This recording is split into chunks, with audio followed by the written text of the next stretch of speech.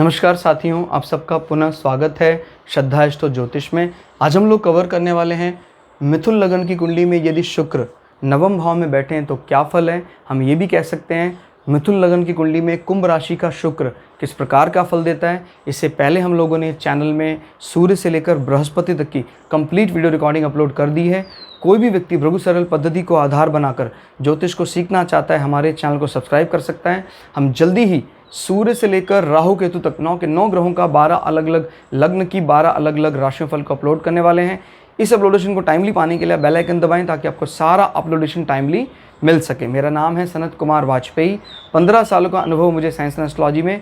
हमारे बारे में और अधिक जानकारी के लिए सिंपली गूगल करें, सनत वाजपेयी लिखें, आपको हमारे बारे में कंप्लीट इन्फॉर्मेशन मिल जाएगी। तो आइए शुरुआत करते हैं आज की क्लास का। मिथुन लग्न, यहाँ से गिनते अगर एंटी क्लॉकवाइज तो ये आता है नवम भाव। नवम भाव में फिलहाल कुंभ राशि है जहाँ शुक्र बैठे हैं। नवम भाव दोस्तों क्या बताता है? नवम भाव बताता है हमारे भाग्य को, हमारा भाग्य हमें हमारा साथ देगा। धर्म, हम धर्म कर्म कार्य किस प्रकार से करेंगे, हमें समाज में किस प्रकार की इमेज मानी जाएगी, हमारी प्रतिष्ठा हमारी कैसी होगी, नवम भाव से देखा जाता है। कोई व्यक्ति अपने पिता के या गुरु के साथ को पा पाएगा कि नहीं पाएगा, वो नवम भाव से देखा जाता है। नवम भाव हमारे जंघा की मजबूती की बात करता है। कोई भी जंघा से या थाई बोन फीमर से रिलेटेड कोई प्रॉब्लम है तो नवम भाव से पता लगती है। नवम भाव हमारी लंबी यात्राओं की बात भी करता है। क्लियर? तो यहाँ फिलहाल कुंभ राशि है। कुंभ राशि बड़ी, आपको पता है, कैलकुलेटिव राशि है, बेमतलब का लड़ाई झगड़ा पसंद नहीं करती है, शांत रहने वाली राशि है।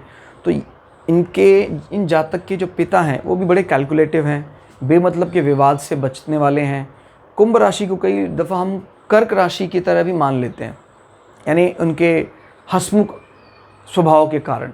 लेकिन इनका स्वभाव मटेरियलिस्टिक चीज़ के फ़ायदे को लेकर शांत रहता है। यानी अगर उनको लगता है यहाँ से फ़ायदा है तो उनसे बात करना ठीक रहेगा। लेकिन कर्क का जो स्वभाव है वो इमोशनली सबके साथ अटैच होने की बात करते हैं, क्योंकि चंद्रमा को माना जाता है सत्व। तो उनकी अटैचमेंट में सत्व, अटैचमेंट का कोई मतलब कारण नहीं है कि आपसे क्यों अटैच हो रहे हैं ज़्यादा, लेकिन इसकी अटैचमेंट का एक विशेष कारण होता है। तो दोनों की अटैचमेंट में काफ़ी फ़र्क है। यानी कुंभ राशि और कर्क राशि के फ़र्क को आपको रिकग्नाइज़ करना आना चाहिए। मैं ये नहीं कह रहा वो अच्छी है गलत है, उल्टा आज के समय पर तो तमस की भावनाओं के कारण ही हम कुछ विशेष लग्नों और राशियों में लाभ कमाने वाले व्यक्तियों को पाते हैं। तो याद रखिएगा, अगर तमस को इम्पोर्टेंस ना दें आजकल के समय, कलयुग के समय पर, तो हम लाभ नहीं कमा सकते हैं। भी कहता भाई मेरा दिल साफ़ है इसलिए मैं तो डिप्लोमेट नहीं होऊंगा। तो भाई डिप्लोमेट अगर नहीं होंगे तो आप अपना सब कुछ गंवा देंगे। ज़रूरत पड़ने पर हमें डिप्लोमेट भी होना पड़ता है। ये बात हमें भगवान कृष्ण भी या गीता भी सिखाती है। तो सारे ही ग्रहों का सदुपयोग करना आना चाहिए। इसलिए ये कह देना भाई वो अच्छा है, ये बुरा है, ये बुरा है, वो गलत है। तो ये कुंभ राशि की विशेषता है। जहाँ इनके मित्र बैठे हैं शुक्र, जल तत्व है, इनके सिंबल क्या है, एक हाथ में मटका लिए हुए पुरुष। तो इसके लिए शुक्र ज़्यादा मैच करते हैं कुंभ राशि के साथ। और एक लक्ष्मी त्रिकोण का स्वामी जब दूसरे लक्ष्मी त्रिकोण बैठता है प्रायः अच्छा माना जाता है और ये धनयोग की तरफ भी बढ़ जाता है।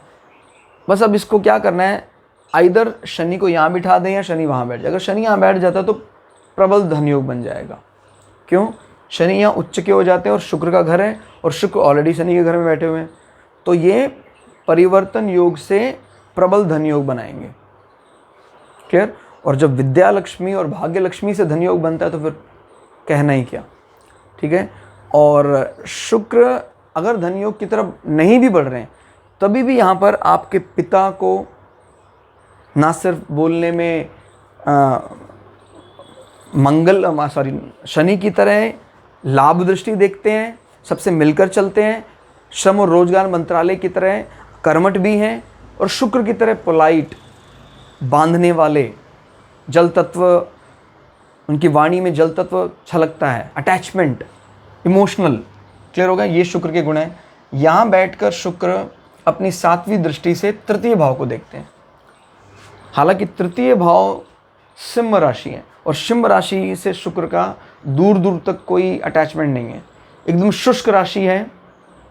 शुक्र हालांकि संबंधों को बनाने का काम जरूर करेंगे, आपके पिता की मदद से आपके छोटे भाई बहन आपके साथ रहने का प्रयास करेंगे, लेकिन मूलतः उनका जो स्वभाव है वो आपसे अलग ही रहना चाहते हैं भाई बहन। अगर हम यहाँ से भी देखें तो ये बुध की रोमांटिक फेज है, ये सूर्य की शुष्क राशि सिंह है। हालांकि सूर्य और बुध की तो बन जाती है, लेकिन शुक्र जब इस संबंध को बनाने में कोई कदम उठाता है तो वो उल्टा नेगेटिव इम्पैक्ट लेकर आता है सामने। तो पिता द्वारा किया गया संवाद आपके भाई बहनों को उल्टा आपसे दूर जरूर कर देगा, पास तो नहीं मिलाएगा।